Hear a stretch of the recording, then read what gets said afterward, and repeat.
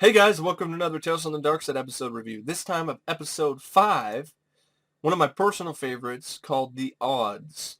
The Odds is directed by James Steven Sadwith and stars Danny Aiello as Tommy Vale and Tom Noonan as Bill Lacey, as well as Robert Weil as Horace, Anthony Bishop as Phil, and a few other actors and character actors and so forth. Now, I think this is one of the better reviewed episodes out of the entire first season, and I can see why.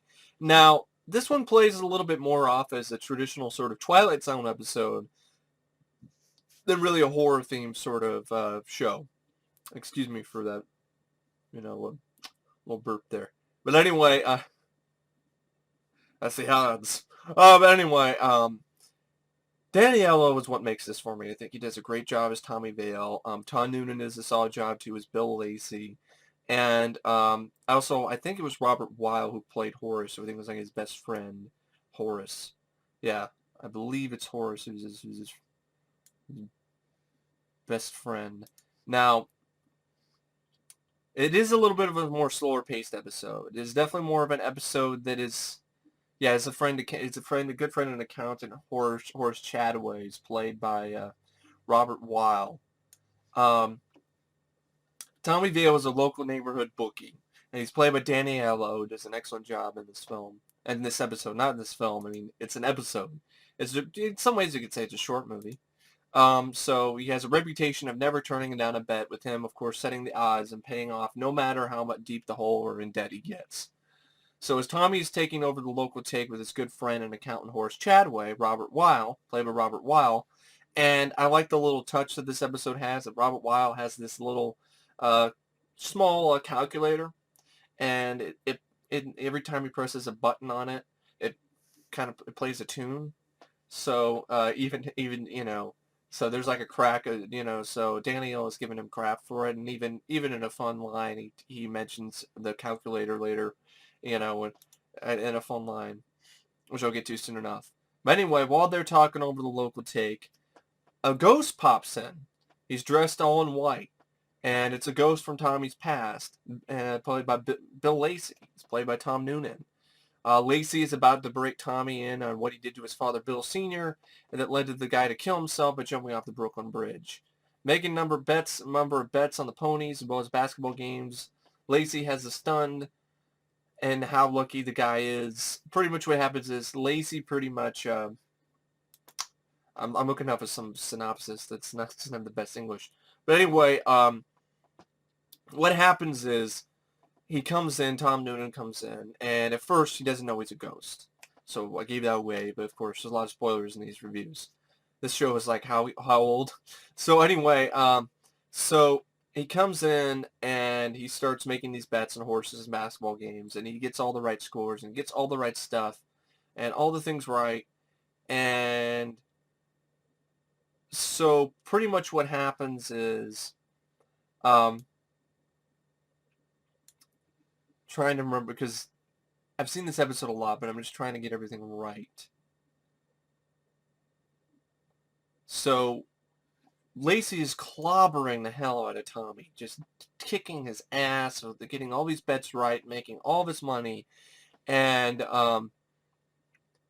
then Tommy, and then when he's, after all this clobbering, after just getting completely, dominated by this guy, he realizes that the guy is not Lacey Jr., a relative of his friend, but Lacey himself, who came back from the dead to seek revenge on Tommy busting him in the bets he placed with Tommy over 20 years ago.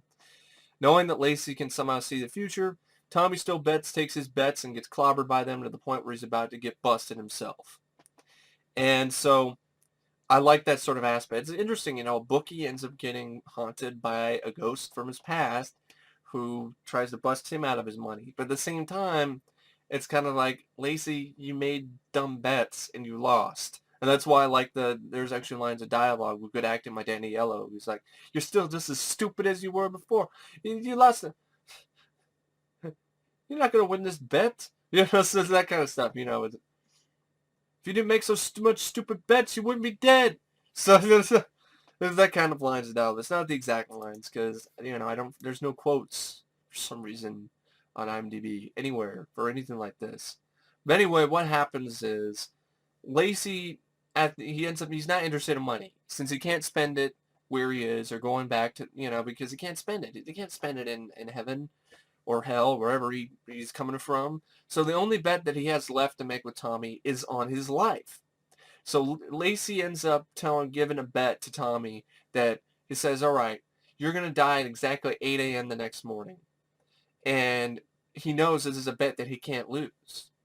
So, but since Tommy has this reputation of always taking every bet, no matter how, tall the odds are, which is why the episode is called The Odds, he takes the bet. And then they have that little bit fun line of dialogue where Danny Aiello comments to his friend, he's like, I want you, a horse, I want you to play that calculator at my funeral. you know? So what happens is, so he knows that he can't change the fate. So, of course, Lacey is just smiling pretty. He's really happy. He's like, I got you. I finally got you. There's no way you're going to win this bet. And so what happens, though, I like the way that the episode, probably, edits, the way it's edited and shows this passage of time. And what happens is 8 o'clock rolls around in the morning, and Horace is poking Tommy. He's like, don't be dead, man. Don't be dead, Tommy. Damn, Tommy.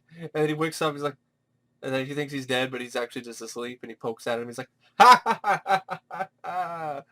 So he actually beat it. He's like, I beat you, Lacey. I beat you.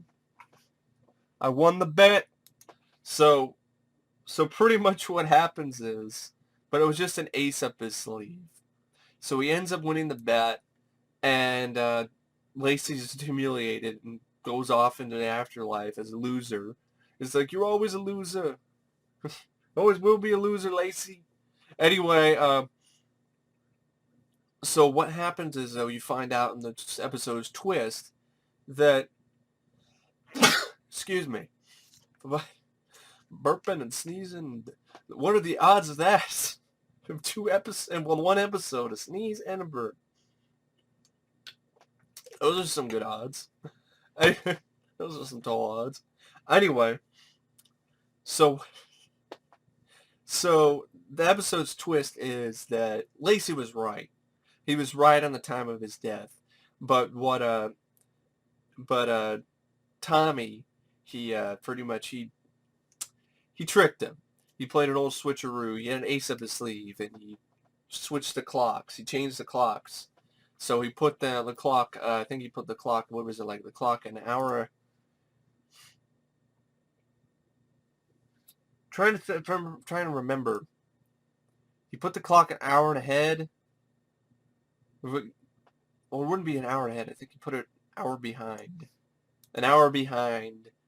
So the whole show, he still had an hour left.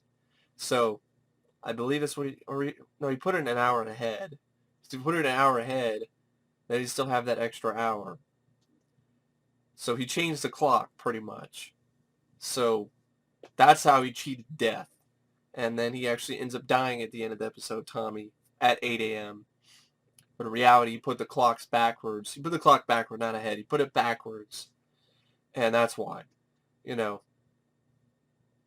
It was actually 7 o'clock in the morning when it, but he tricked Tommy. Tommy tricked, not Tommy. He tricked, the fuck is the guy's name?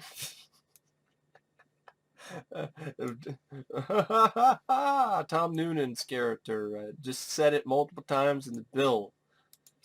So he tricked Bill Lacey by he put the clock backwards. So it was 7 o'clock, but when they thought it was 8. So now then the time actually rolls around to actually 8 o'clock. So it's kind of confusing, but the clock rolls to 9, and then it's actually 8 o'clock. And he dies. And then you have the little, I thought it was a fun way to end it, where Horace plays the funeral theme on his calculator. So that's the odds. It doesn't seem like much, but what makes it is a performance by Danny Aiello. Tom Noonan does a good job too. and Tommy dies. He pretty much laughs. He dies laughing pretty much, which I thought was a nice touch. But yeah, I thought it was a really solid episode. Good performance by Danny Aiello. Good performance by Tom Noonan. Good performances by the rest of the cast. Not necessarily the most scariest episode, but a good sort of. If you're a fan of like Twilight Zone episodes, I think you like this episode. If you're a fan of Danny Aiello, I think you'll enjoy it too. Yeah, I really do. I really do enjoy the odds. I always have, mainly because the idea is nice and different, and I also really like Danny Aiello. But anyway, thanks for watching my review of episode 5 of Tales from the Darkside.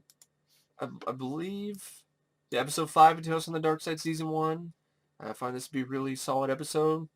One of my favorites from this season. The best one since Trick or Treat. But anyway, thanks for watching, and I will see you guys later. See ya.